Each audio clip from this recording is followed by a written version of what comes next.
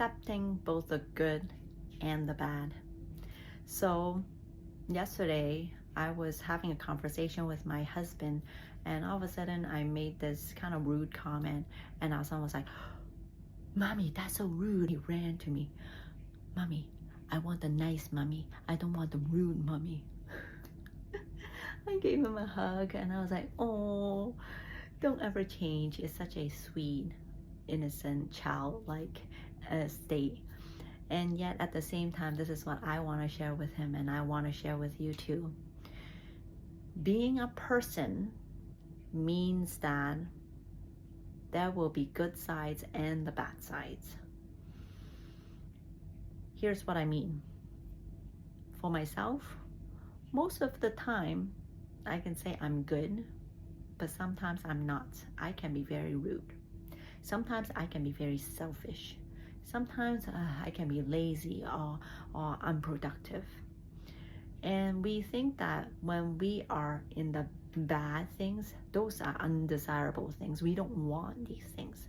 And yet these few years, a few of my coaches and friends, they showed me what it means to have both sides, because good and bad are actually on the same coin. It's just they're on two sides of the coin.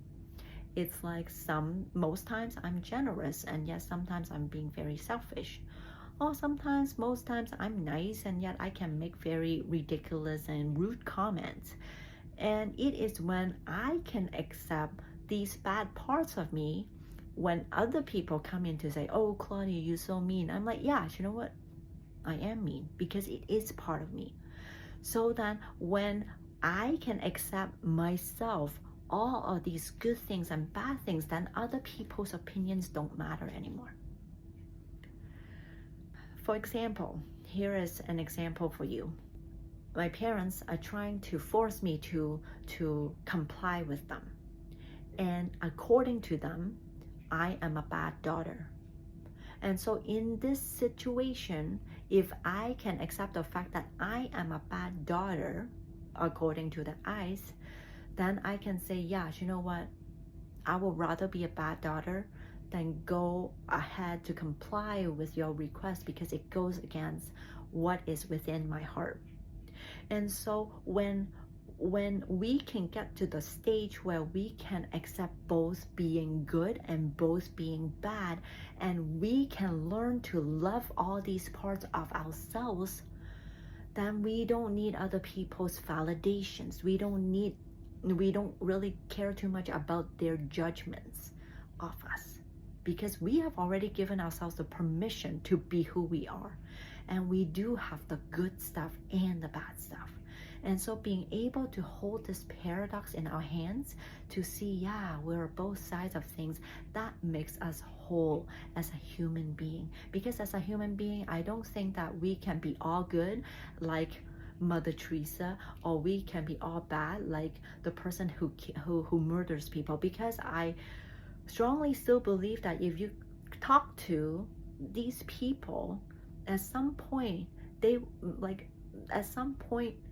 people will be doing mean things at some point in time, or the person who's very bad may be doing some good things within themselves. So there are all these spectrums of us that when we can embrace all of that within ourselves, then we don't need other people's acceptance or validations.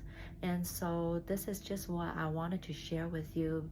And this is a message that I really want to share with my son too, because a lot of times down the road, I may not be with him, and yet maybe other people could judge him and say, "Oh, why are you doing this? You're so mean. You're such a mean person." And then he will stop showing up for himself. He may let other people take advantage of him. And I don't want that.